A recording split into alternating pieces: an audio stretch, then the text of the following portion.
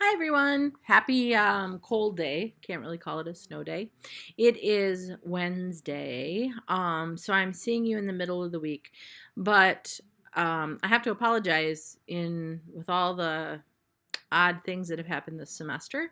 When I opened week 2, I did not have my book at home, and so I assigned you some chapters that might seem like they're not really in place, and I apologize for that. What I've decided to do to fix that is to open week 3. So week 2 is open. I'm also opening week 3.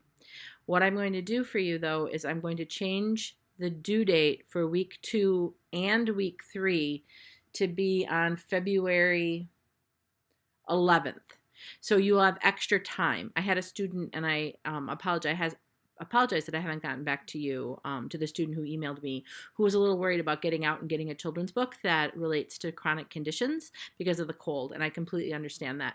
So that week, so week 2 will not be due until February 11th. Week 3 is available and also due February 11th. Week 3 will cover chronic conditions. So that's the week that the readings are a little bit confused. But once you catch up and you read chapter 4, which will be assigned in week 3, you'll also get the bigger picture with chronic conditions. The other 2 chapters, still really good information. Assessing children's health was correct.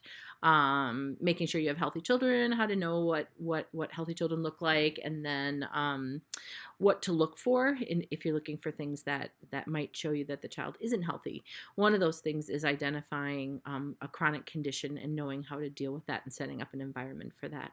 So that will be in this next chapter, in chapter 4. While I'm talking about chapter 4, I'm going to quick introduce it to you. Important stuff. First of all, I wanted to answer what a chronic condition is. So a chronic condition is, so the statement is, all children will likely have many different health problems during infancy and childhood, but for most children, these problems are mild. They come and go, and they do not interfere with their daily life and development. For some children, though, however, a chronic condition affects everyday life throughout childhood.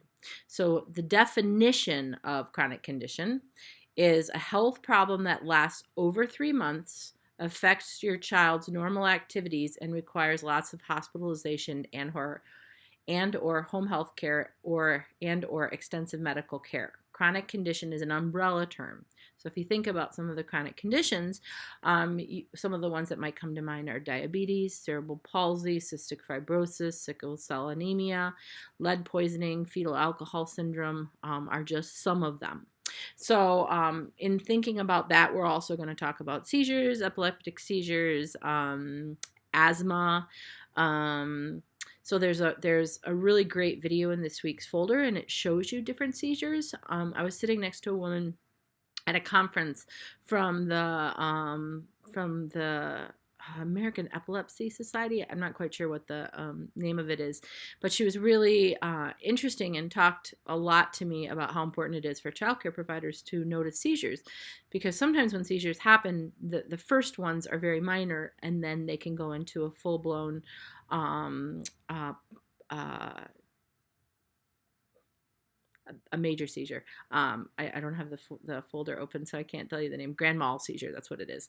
A grand mal seizure. But there are earlier seizures sometimes that teachers and people miss. So if you can learn to identify those, that would be very helpful. The video that we have listed shows you some of these minor seizures, and it also goes all the way through grand mal. The common mistake is that all seizures are the stereotypic laying on the floor and jerking motion, biting your tongue, that kind of thing, when in actuality there's a lot of other kinds of seizures too. So it's good for you to know how to do those. If you do not, if you've never seen an EpiPen, you might want to ask your director, or ask somebody who has a some allergy that needs an EpiPen. And maybe what I can do is, if some of you have not seen an EpiPen or don't have one available to you, you could let me know and I can do a video on them, because both my son and I are allergic to bees, and so we have EpiPens. So there's some assignments in this week. You have to identify a type of chronic condition and then give some information on it that will go on the discussion board. There's also a writing assignment for that. There's a short quiz, and there's a new discussion board. So altogether, I think there's 3 discussion boards open. One of them is the case study from last time. There is the children's book for chronic conditions, and then there's also a identifying the symptoms of chronic conditions are all going to be opening. But for clarification, remember, Chapter 2 is now not due until February 11th, so that gives you another week to do it. And the week that would open on Monday, I'm opening a half a week early so that you can read that while you're doing if you're looking for chronic conditions, it's good to for children's books, it's good to also read the chapter, so it kind of combines everything. So I thank you to the student who stopped in yesterday. I apologize. I kind of had a student emergency that I couldn't talk to him, but I really appreciate that information, that there was some mess up on Blackboard. I do have both books home now. I am going to be working out of the 9th edition book because it seems like the majority of you have that. So this is kind of one of those mishaps when we change books because 8 has a different chapter than 9. But for everyone's knowledge, I am going with 9. So if you have an 8 and you don't know what chapter I'm talking about, this one is just titled Chronic Conditions. It'll be super easy to find. And then we're just going to stick with it, Chapter 9 titles. If you need help finding them, please let me know. I can give you the information. I know the one student who stopped by yesterday has a 8. Fortunately, he's in the building enough that I can connect with him. But if you have an 8 and you need help kind of figure out which book or which chapter it relates to in your book, feel free to contact me, either email or give me a call. Okay, stay warm. One of our 2 cars don't start, so my son doesn't have school tomorrow. It makes it a little bit easier. My husband is home today. He works at the Apple store. It's closed also, so I'm just doing some work from home. If you see any mistakes, any other things that don't add up, please let me know, and I will talk to you soon. Have a great week. Stay warm.